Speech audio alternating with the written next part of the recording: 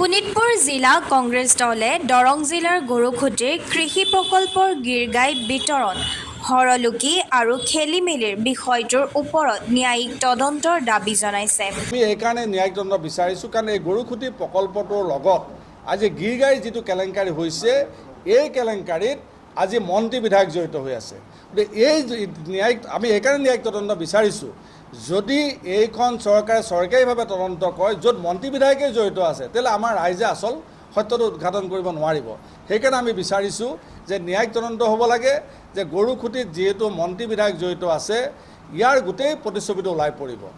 আজি এক সংবাদ মেলত জিলা কংগ্ৰেছৰ সভাপতি দাদুল বৰকাকতিয়ে সমগ্ৰ বিষয়টোৰ ওপৰত ন্যায়িক তদন্তৰ ব্যৱস্থা কৰিবলৈ চৰকাৰৰ ওচৰত দাবী জনাইছে। যে এইখন চৰকাৰৰ দিনত ইতিমধ্যে আপোনালোকে দেখিছে যে গৰুখুটি প্ৰকল্পৰ নামত যিটো গিৰগাই কেলেংকাৰী হৈছে এই গিৰগাৰী কেলেংকাৰীও আমি ন্যায়িক তদন্ত বিচাৰিছোঁ যে ন্যায়িক তদন্তৰ দ্বাৰা ইয়াৰ প্ৰকৃত যিটো ৰহস্য ইয়াৰ প্ৰকৃত য'ত দুৰ্নীতিৰ মূল ভেটিটো হৈ আছে মূল কাৰণটো হৈ আছে তাক উদঘাটন কৰিব লাগে।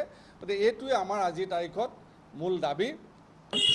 সংবাদমেলত জিলা সভাপতিগৰাকীয়ে মন্ত্ৰী জয়ন্ত মল্ল বৰুৱাৰ পত্নী জুলি ডেকা বৰুৱাই তেজপুৰৰ পুনিয়নিত ৩৬ বিঘা মাটি ক্ৰয়ৰ ওপৰতো ইডিৰ জৰিয়তে তদন্তৰ দাবী জনাইছে।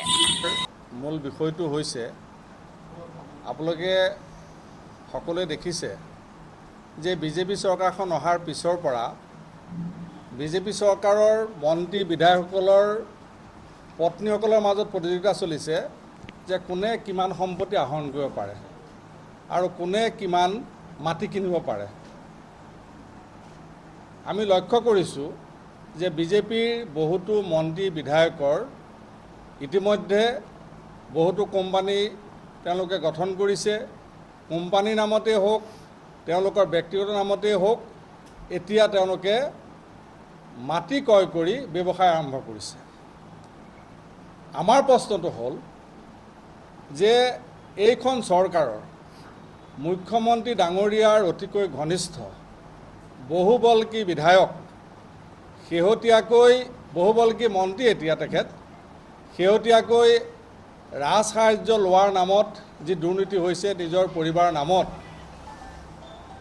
জল জীৱন আঁচনিৰ নামত কোটি কোটি টকা কেলেংকাৰী হোৱা এইগৰাকী বহুবল্কী মন্ত্ৰীৰ পত্নী জুলি ডেকা বৰুৱাৰ নামত ইতিমধ্যে তেখেতে নলবাৰীতটো মাটি কিনিলেই এতিয়া আহি আমাৰ তেজপুৰৰ এই সাংস্কৃতিক নগৰীৰ মাটি দখল কৰাৰ প্ৰতিযোগিতা আৰম্ভ কৰিছে। ইতিমধ্যে মাটি তেওঁ ক্ৰয় কৰিছে। এতিয়া আমাৰ প্ৰশ্নটো হ'ল যে জুলি ডেকা বৰুৱাৰ ইমানখিনি অগাধ সম্পত্তি কৰিবলৈ তেখেতে ক'ত আল্লাউদ্দিনৰ চাকি পালে। আজি জুলি ডেকা বৰুৱাই আমাৰ তেজপুৰৰ আমাৰ চেণ্ট্ৰেল ইউনিভাৰ্চিটিৰ সমীপত ৩৬ বিঘা মাটি তেখেতে অতি কম দিনৰ ভিতৰতে ক্ৰয় কৰিছে আৰু এই ক্ৰয় কৰাৰ যি আমি তালিকা পাইছোঁ তেওঁ মাটিৰ আমি দাগ নম্বৰ পটা নম্বৰ পাইছোঁ যি তেওঁ ক্ৰয় কৰিছে এই মাটিৰ যিটো ক্ৰয় কৰাৰ যিটো মূল্য আমাৰ দেখি চকু আমাৰ কপালত উঠিছে। গতিকে আমাৰ আজি মুখ্যমন্ত্ৰীগৰাকীক প্ৰশ্ন কৰিব বিচাৰিছোঁ তেখেতে দুৰ্নীতি দেখিলেই বাঘৰ দৰে জঁপিয়াই পৰিম বুলি কোৱা এই মুখ্যমন্ত্ৰীগৰাকীয়ে কোনোবা ব্যৱসায় যদি আয় আৰু ব্যয়ৰ মাজত যদি কিবা সামঞ্জস্য হয় কোনোবা বিৰোধী ৰাজনৈতিক দলৰ যদি আয় ব্যয়ৰ মাজত সামঞ্জস্য হয় তেতিয়াহ'লে তেখেতে কি কৰে ইডি লগাই দিয়ে।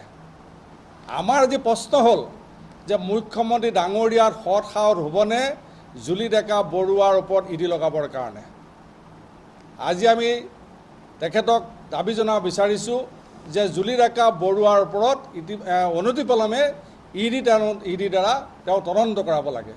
যে জুলি ডেকা বৰুৱাই ইতিমধ্যে আমি জানো নলবাৰীতো তেওঁ অজস্ৰ সম্পত্তি আছে অজস্ৰ তেওঁৰ নামত মাটি বাৰী আছে। তেখেত এগৰাকী মন্ত্ৰী বিধায়কৰ পত্নী হৈ ইমান কম দিনৰ ভিতৰত ইমানখিনি সম্পত্তি আহৰণ কৰিবলৈ ক'ত সুবিধা পালে। ইতিমধ্যে আপোনালোকে জানে যে জুলি ডেকা বৰুৱাই অলপ দিন আগতে যি ৫০ লাখ টকা ৰাজসাহায্য ল'লে গিৰগাই তেখেতে দুগ্ধ উন্নয়ন কৰিম বুলি দুগ্ধ পাম কৰিম বুলি তাতো আপোনালোকে দেখিছে দুৰ্নীতি হৈছে। আজি আমি সেইকাৰণে আপোনালোকৰ জৰিয়তে আহ্বান জনাইছোঁ মুখ্যমন্ত্ৰী ডাঙৰীয়াক অনতিপলমে জুলি ডেকা বৰুৱাৰ এই ধনৰ উৎস ক'ৰ পৰা হ'ল, সেই ধনৰ উৎস ক'ৰ পৰা আহিল, গতিকে তেওঁৰ ওপৰত তদন্ত হ'ব লাগে। আৰু ইয়াৰ লগতো মই আজি সংবাদমেলতে এটা কথা ক'ব বিচাৰিছোঁ যে আজি 2-3 দিনৰ মানে আগৰ পৰা এটা বিশেষ আমাৰ আগশাৰীৰ চেনেল তেখেতসকলে এটা বিষয় লৈ পেলাই যে সাংবাদিকৰ প্ৰহৃত কৰা ঘটনা এটা লৈ পেলাই মোক তাত সাঙুৰা হৈছে সাংবাদিক প্ৰহৃতৰ লগত নহয়, যে সাংবাদিক প্ৰহৃত ঘটনাটোৰ লগত কিবা শিলবালি কিবা ঘটনাৰ লগত মোৰ এজন দূৰ সম্পৰ্কীয় মানুহ কিবা জড়িত আছে বুলি মোক অনাহকত আনিছে। মই অলপ স্পষ্ট কৈছোঁ যে সাংবাদিক কোনোবাই যদি সাংবাদিকক প্ৰহাৰ কৰে, সাংবাদিকক যদি ভাবুকি দিয়ে, তাক আমি সদায় গৰিহণা দি আহিছোঁ। আৰু সেই বিষয়টো লৈ পেলাই মোৰ কোনোবা খুলখালিয়াক বুলি মোক টানি অনাটো মই অতিকৈ দুখিত হৈছোঁ। যিহেতু আপোনালোকে চাওক, কোনোবা এটা ব্যৱসায়ৰ লগত কোনোবা জড়িত থাকিব পাৰে বা নাপাৰে, কিন্তু সেইটো মোক টানি অনাটো মই সঁচাকৈ দুখিত হৈছোঁ। আৰু মই এই মোক টানি অনা ব্যৱস্থাটোত মই ৰাজনৈতিক ষড়যন্ত্ৰ আছে বুলি মই নিজে অনুভৱ কৰিছোঁ। গতিকে মই আপোনালোকৰ জৰিয়তে আহ্বান জনাইছোঁ যে সেই সংবাদগোষ্ঠীক মই অনুৰোধ জনাইছোঁ, আপোনালোকে প্ৰকৃত তথ্য লওক যে মোৰ কোনোবা দূৰ হ'লেও মই সেই ব্যৱসায়ৰ লগত জড়িত নেকি, সেইটো আপোনালোকে তথ্য উদ্ঘাটন কৰক। কিন্তু মই অনাকাংক্ষিতভাৱে মোক টানি অনাটোত মই সঁচাকৈ দুখ পাইছোঁ। চেনেলে কোৱা নাই, চেনেল বুলি কোৱা নাই, যে পুলিচ প্ৰশাসনে RTI কৰ্মীজনক হাৰাশাস্তি কৰা বুলি অভিযোগ কিছু আহি আছে, আমি দেখিছোঁ। নাই, সেইটো আমি 100% গৰিহণা দিম।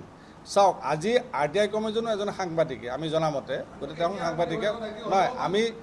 নাই, আমাৰ কথাটো হ'ল এনেকুৱা, আমাৰ কথা যে সাংবাদিকক প্ৰহৃত কৰা কথাটো আমি একেমুখে গৰিহণা দিছোঁ।